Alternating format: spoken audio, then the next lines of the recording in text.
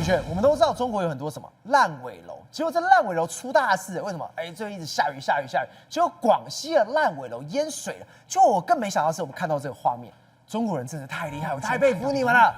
他们现在变成烂尾楼淹水的地方，变成他们的景点，一大人在那边拍片，在干嘛？在拍浮潜的，我的天哪！你知道我有两部我很喜欢的日本动画，一个叫《天气之子》哦，一个叫做《日本陷落》哦。就没有想到呢，当我看到中国这个景象，我就想说，哇哦，你中国好棒哦！这是什么样的旅游园区吗？就不是，这是烂尾楼。因为呢，它的烂尾楼现在下了一堆雨嘛，那你也知道北海这个地方过去常常犯水患，水患之后呢，这些积水呢就不退，没有想到呢形成了意外的景点哦。现在当地人都把这个地方哦叫做我们讲的黄龙宫、龙皇宫，它根本就是海龙宫啦。对，叫海龙宫。那为什么是海龙宫呢？因为他们就发现说，哇，你看哦，如此的这种我们讲赛博朋克式的，哇，美丽的建筑，有点凋零败谢的感觉，而里头又有池塘，又有水池，感觉十分的惬意，非常的超现实。所以呢，他们就纷纷呢都跑到这边来拍片。对，真的，各位，他们是跑到这边拍片啊。所以你看哦，这边有个女网红，她干嘛呢？你看，首先呢，先走下楼梯。这边的时候还没有水，对不对？对。就当他漫步下去，就发现，哇，那个水开始浮起来了，开始那个美景出现了。你很像在高楼大厦里面，你竟然可以游泳，这个比什么顶楼天花板哦，顶楼的那种池子哦，那我们讲的露天的还来得更高级。来，就这个画面，有人下去了，有没有像拍电影？有没有像拍动画？他就这样浮潜，然后哇，然后呢头戴着这个我们讲的不知道有没有氧气瓶，然后在里面呢溜达，感觉呢悠游自得，然后呢活像的活脱脱的美人鱼，甚至是呢不只是这是网红在拍哈，你看哦。里面还有小孩在游泳，就有一些附近邻居的小孩哦，可能这是他的秘密基地。那小孩子呢就在里面游，那各位你知道这多危险吗？第一个，这是高楼对。再第二件事情，你有没有发现到里面一大堆钢筋外露？就钢筋一根，那个都生锈了。你千万不要忘，这是烂尾楼。对啊，等于还没盖好对啊。然后测出来哦，然后有一些砖块哦，我们讲机灵角。所以你想想看，如果有小孩下去，对不对？然后水性不佳，游一游之后呢闷死，然后完全没有人知道。那这些网红如果不是他们拍片的话，也没有人知道。他如果说被刺到一个破伤风的话，也没有人知道。所以这么离谱的事情，然后竟然在中国里面发生。但是我跟你讲哈，你以为这是只有一起个案吗？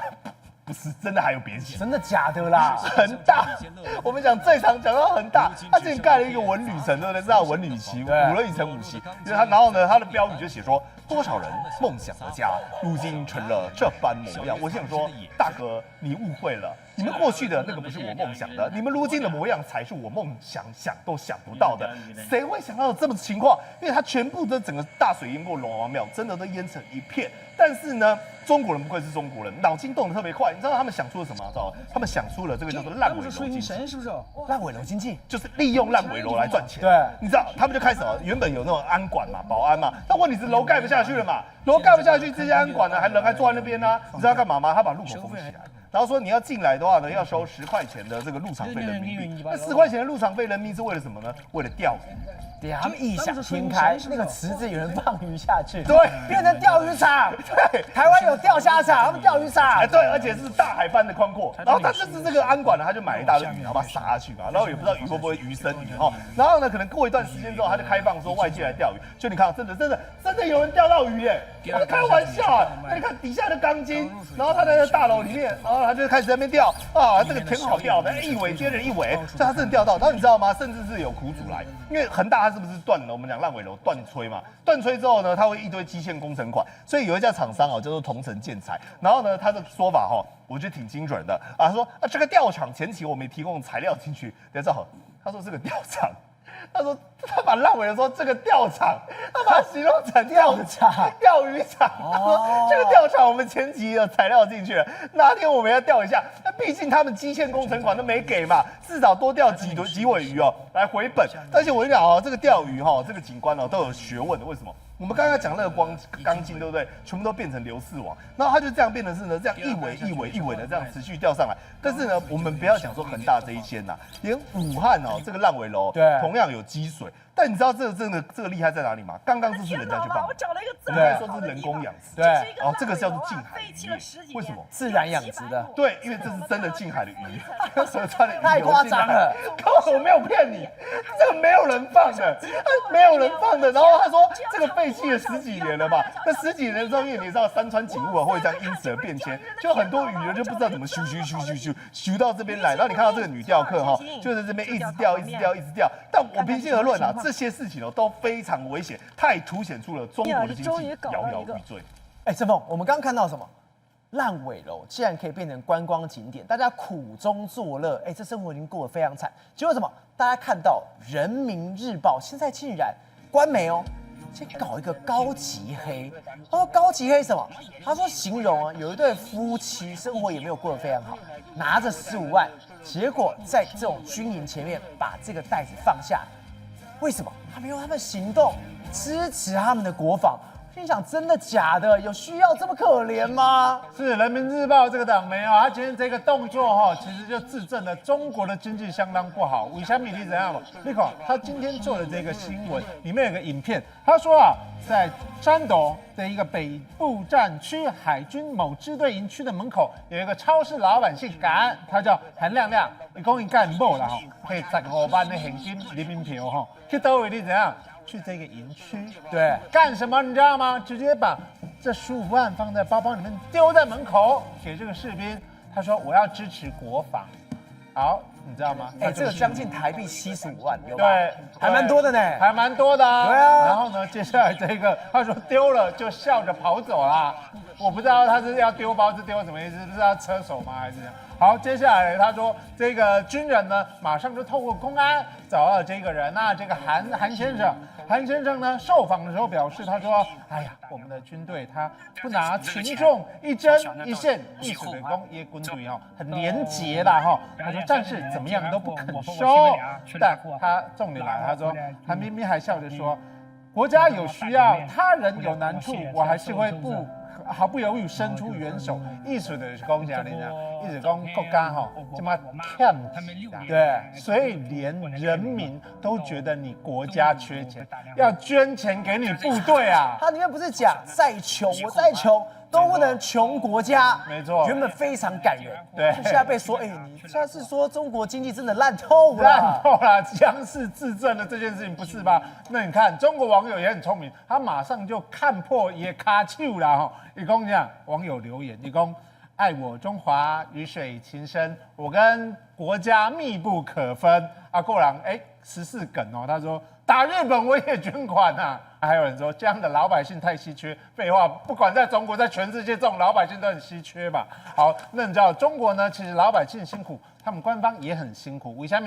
因为我们的习主跟着他们的习主席呢说了一句话，他说要过紧日子，所以呢5月的时候呢就修订了一个叫做节约反对浪费条例这个一出来所有的党政机关都要接受节制啊，包括这个党媒啦那党媒呢，你知道吗？党媒的立场就是人民可以过苦日子，但本人不能过苦日子啊！因为所谓中央说的紧日子，其实不是叫你过苦日子啊。但因为其实很多党政高层都希望怎么样奉承上意，所以呢就做了一些蛮奇怪的事情。你有看过高官出门的时候是没有专车的吗？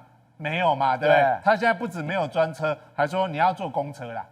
他说你要坐公务要拼车，集约出行，要拼车。他说两个高官一起坐公车去上班。如果你要坐，他说如果你要坐公车，要不然就是什么？你如果要去附近的地方你就要2个人一起拼车，就算目的不一样。对，好，那当然，习近平主席呢，他在前几天12月10号呢，他召开一个中央经济工作会议，特别注意他发布了史上前所未见的一个指示，他说他要解决地方财政困难，这代表他已经证实了地方财政真的很差。然后接下来他说，他要求加紧清理拖欠企业的账款。这下面属例怎样？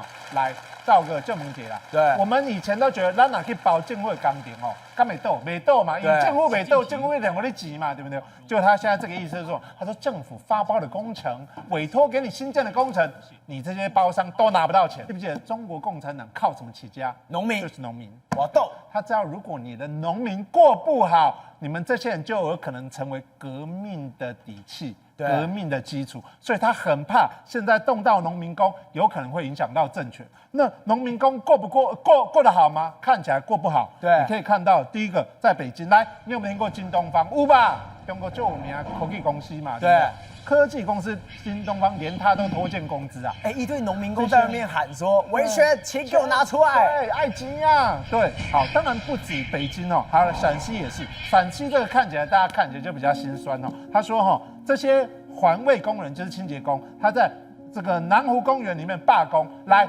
我问你啦，大哥赵萌姐，你的薪水拿不到多几个月都拿不到，你会罢工？光1个月你就受不了，我就动不掉啊，动不掉了。这些农民工9个月没拿到薪水，9个月都做白工，9个月都做白工，他终于受不了去罢工。但我坦白讲，中国人这个相当厚道，你看哦，他就算没有拿到薪水，他还是在那边蹲下来用抹布擦瓷砖的积水，甚至还有人是用跪的，然后在这边扫地，他们都没有拿钱哦，对，他们还在想说政府什么时候会给我钱。农民工太可怜了，太可怜了，他们相当敦厚。那甚至在黑龙江，你怎样吗？他为了要拿到被积欠的工资哦，他跑去吊臂上面啊，这个吊车吊臂上面，他在吊塔上面待了2天1夜。不是这个吊臂，你说真的假的？在这个吊，你垮嘛？他为了要讨薪，对，待了2天1夜。对啊，你看这个高度，规了10公尺呢，一起来温室耶。太可怕了！我们现在讲的是高度，对不对？还有温度，对，只要当地黑龙江很冷当地最高温-6度，最低温-19度，他们就在上面待了2天1夜，很心酸呐哈。他把命都赔上去，他把命，他-10几度的晚上这么高，没有遮蔽物，风又这么大，还用生命争取，饭都没有吃，没错。非常的辛苦哦，那当然还有什么跟保全抗争，他们拿着很长的竹竿哦，要跟保全抗争，为了就是要拿钱，甚至还有人把高速公路堵了，就是被偷钱啊。那现在中国的经济哦，目前看起来是它的经济政策看起来确实有误啊。如果中国的共产党你再不调整的经济政策的话，接下来的人民的经济问题，还有中国国家地方中央的财政问题呢，都会面临雪上加霜的问题。宏观取材，厘清真相，犀利精准，深入剖析，时刻掌握关键新闻时事，不漏接。老时段，新气象，我是钟浩和，关键时刻2.0，全新出击。